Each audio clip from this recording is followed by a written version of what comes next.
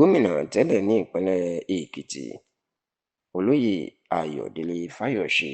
tí àwọn olólùfẹ́ ẹ̀ tí wọ́n tún máa ń pè ní Òṣùkùnmọ́lẹ̀ ẹkùn oko òkè irúnmọlẹ̀ tó jẹ́ fried rice,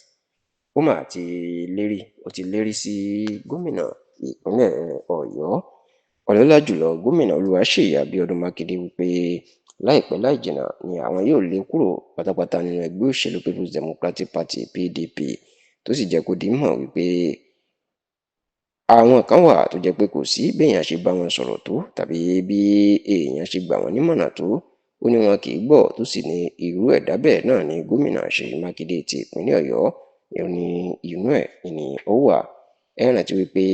ó ti pẹ́ díẹ̀ tí èdè àìyedè tó ti wà láàrin gómìnà Ṣèyí Mákindé àti Ayọ̀délé Fáyọ̀ṣe, tó sì jẹ́ pé àwọn méjèèjì wọn ò gbà ti ara wọn, kódà tó jẹ́ wípé ọ̀rọ̀ burúkú ni àwọn méjèèjì náà jọ ń sọ síra wọn, tó sì jẹ́ pé Fáyọ̀ṣe òun ló dá awuyewuye sílẹ̀ níbẹ̀rẹ̀ ọdún tí a wà nínú ẹ̀ yìí, nígbà tó tú àṣírí gómìnà Ṣèyí Mákindé pé pẹ̀lú bó ṣe ń tako ààrẹ Bọ́lá Ahmed Tinubu, tó ń sọ pé Tinubu dalẹ̀ òun, wípé owó tí ó tó bí 50 bílíọ̀nù náírà 50 bílíọ̀nù náírà ẹni Tinubu ló gbé fún Mákindé lórí ìrànwọ́ àdó olóró tó bú ní agbègbè Bódìjà ní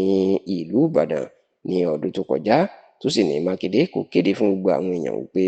òun gba irú owó bẹ́ẹ̀ gẹ́gẹ́ bí owó ìrànwọ́ lọ́dọ̀ Tinubu, ṣùgbọ́n tó jẹ́ pé ohun tí Tinubu ṣe fún tí ò dáa ni ó lè máa pariwo kiri. Ṣá o, láti ìgbà náà ni àjọṣepọ̀ Fáyọ̀ṣe àti Mákindé inú tó ti lágbára tó burú sí i, kó tó wá di ọjọ́ àìkú tí í ṣe ọjọ́ Sunday ọ̀sẹ̀ tí a wà nínú ẹ̀ yìí, tí Fáyọ̀ṣe tó tún ju bọ́ǹbù ọ̀rọ̀ lu gómìnà Ṣèyí Mákindé wípé àwọn yóò padà lé kúrò nínú ẹgbẹ́ òṣèlú PDP ni. Lásìkò tí igun ẹgbẹ́ òṣèlú PDP